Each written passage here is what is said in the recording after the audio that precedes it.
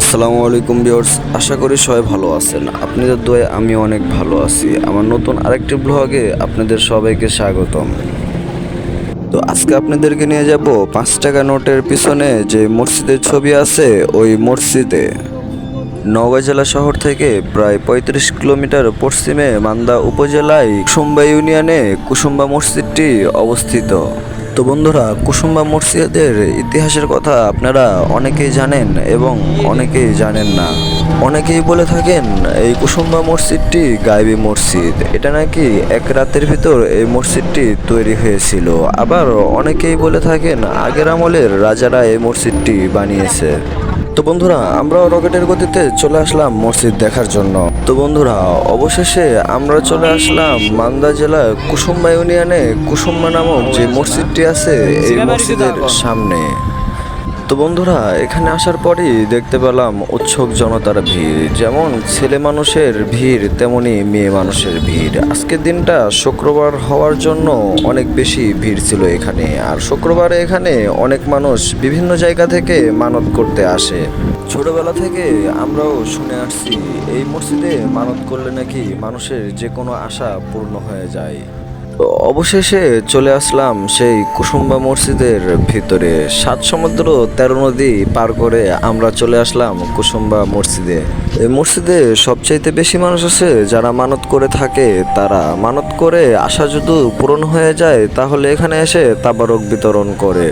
তো বন্ধুরা, আমরা মসজিদটি ঘুরে ঘুরে দেখতে থাকলাম। তো আপনারাও আমাদের সাথে এই মসজিদটি দেখতে থাকুন।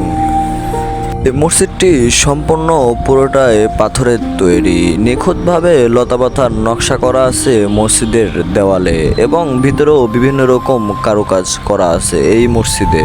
তো বন্ধুরা, এই মসজিদটি দেখতে দেখতে হঠাৎ করে এমন একটা মানুষকে দেখতে পেলাম। এই মানুষকে আপনারা অনেকেই দেখে থাকবেন ফেসবুকের মাধ্যমে এবং ইউটিউবের মাধ্যমে। তো চলুন বন্ধুরা, এই মানুষটির কথাগুলো শুনে আসি। আপনি আমার কনকেট লাগাইছে ঘুরার লাগে আল্লাহর ঘরে। হ্যাঁ, অবশ্যই এবাদত কিছু করার লাগা অবশ্যই। তাহলে ভাই, আমরা যা করি না করি আল্লাহর ঘর কুসুম্বা আমাদেরকে আল্লাহ দান করে দিছে একজন মানুষের উসিলে। কি জন্য? এবাদত করার জন্য। আমরা চাই যৌবন থাকতে জানি এবাদত করতে পারি। যৌবনকালের এবাদত আল্লাহ বড় শক্তিমান, আল্লাহ তাড়াতাড়ি কবুল করে। আমরা তো অনেক বান্দা আছি, অনেক বান্দিরা আছি। আর মা ঘরে মা ফাতেমা মা আমেনার সুন্নত রেখা রাস্তায় বাড়াতে হবে। আর ছেলেদেরকে আমাদের নবীর সুন্নত রেখা নবীর সুন্নত পয়রা আমাদেরকে ভালো সবার সাথে মিলে থাকতে হবে। আমরা আল্লাহর ঘর পাইছি, আল্লাহর রাসূলের পথ পাইছি, আমরা এই পথে চলে জানি কবরে যাইতে পারি ইনশাআল্লাহ। ভালো থাকবেন। আসসালামু আলাইকুম। দেখেন দেখেন, ঘুরে ঘুরে দেখান দেখান। তো বন্ধুরা, ওই ভাইটির কথা আপনারা সম্পূর্ণ শুনলেন। আশা করি সবাই পালন করার চেষ্টা করবেন। তো আমরা মসজিদের ভিতরে প্রবেশ করলাম। আমরা পুরোপুরি মসজিদের ভিতরটা আপনাদেরকে দেখানোর চেষ্টা করব।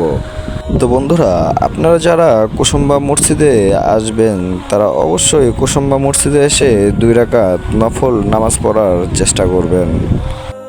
তো বন্ধুরা, কুসুম্বা মসজিদের ভিতরের অংশগুলি পাথর দিয়ে এত নিখুঁতভাবে কাজ করা যেটা না দেখলে আপনারা বিশ্বাস করতে পারবেন না। আসলে অনেক সুন্দরভাবে ভিতরের অংশগুলিতে পাথরের নকশা করা এবং কারুকাজ করা। লতা পাতা দিয়ে পুরো কুসুম্বা মসজিদের দেওয়াল এবং ভিতরটা কারুকাজ করা রয়েছে।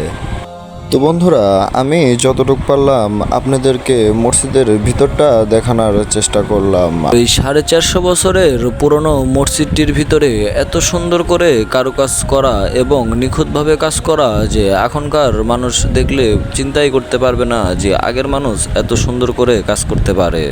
তো বন্ধুরা, ভিতরের অংশগুলি দেখানো শেষ করে এখন আমি মসজিদের বাইরে চলে আসলাম। তো মসজিদের বাইরে বের হয়ে এসেই দেখি অনেক ভিড়। এখানে ভিড় কিসের জন্য বুঝতে পারলাম না। হঠাৎ চোখে পড়ে গেল এই পাথরটির দিকে। পাথরটি নিয়ে বিভিন্ন মানুষ আলোচনা করতেছিল। হঠাৎ করে একজন এই পাথরটি মাপতে লাগলো। তো ভাইকে জিজ্ঞেস করলাম, ভাই পাথরটি মাপ দিচ্ছিলেন কেন? পরে ওই ভাই বলল, ভাই আমি এখানে অনেকবার এসেছি, এই পাথরটি যতবারই মাপ দিই ততবারই হয় ছোট হয় ছাড়া বড় হয়। এই পাথরটি কোনোদিনই আমি মেলাতে পারিনি। বা এই পাথরটি কোনোবারই আমি এক সমান হতে দেখিনি, অনেকবারই মাপ দিয়েছি। তো তারপর হঠাৎ করে চোখে পড়ে গেল মসজিদের সামনে যে বিশাল বড় দিঘিটি রয়েছে, ওই দিঘির দিকে। ওই দিঘিতে বিভিন্ন লোকজন গোসল করতেছিল এবং ওই মসজিদের সামনের ওই দিঘিতে অনেক মানুষ ওযু করে থাকেন।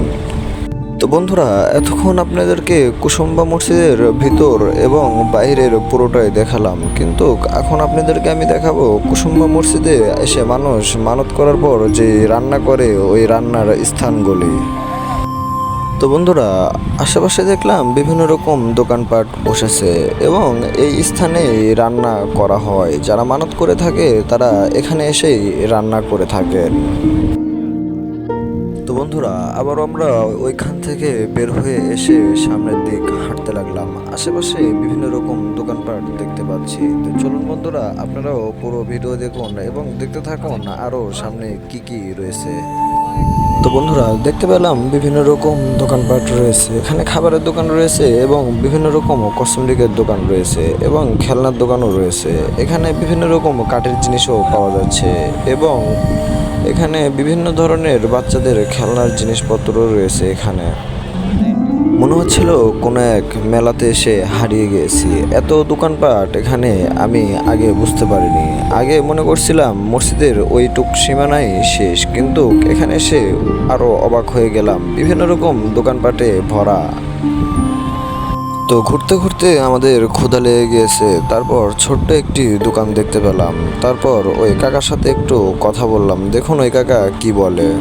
সকালে একটা হতো বাবা বিক্রি খেলা চলে ঢাকা একদম 5 কেজি কাকে নাই এখানে কোন কষ্ট লাগলো। তো মূলত আমরা কাকার দোকানে খাবারের জন্য গিয়েছিলাম। তো এখানে কাকাকে জিজ্ঞেস করছিলাম, কাকা এখানে কোনো ভাতের হোটেল আছে কিনা। কাকা বলল এখানে কোনো ভাতের হোটেল নাই, আর যেটা ছিল ওটা ব্যবসা বাণিজ্য কম হওয়াতে উনি ঢাকাতে চলে গেছে। এখানে কোনো ভাতের হোটেল নেই, শুধু ভাজা পোড়া আর বিভিন্ন রকম অন্যান্য খাবার। তো বন্ধুরা, আপনারা দেখতে পাচ্ছেন এখানে অনেক মানুষের ভিড়। এখানে যারা মানত করে এসেছেন তারা এখানে ভিড় করেছেন। এখানে কেউ মাংস কাটছেন এবং কেউ রান্না করছেন, এই জন্য এখানে এত ভিড়। তো বন্ধুরা, দেখতে পাচ্ছেন যে এই স্থানটিতে তাবারক রান্না হচ্ছে। এখানে বিভিন্ন জায়গা থেকে দূর দূরান্ত থেকে মানুষ এসে রান্না করছে এবং ওনারা মানত করেছিলেন, সেই আশা পূর্ণ হওয়াতেই এখানে এসে রান্নার কার্যক্রমগুলো চালাচ্ছে। এখানে রান্না করবে এবং এখানেই তাবারক বিতরণ করে ওরা চলে যাবে। তো বন্ধুরা, ভিডিওটা যদি ভালো লেগে থাকে লাইক কমেন্ট শেয়ার করে দিবেন এবং পেজটি ফলো করে দিতে ভুলবেন না। আরও একদিন নতুন কোনো ভিডিওতে দেখা হবে আপনাদের সামনে।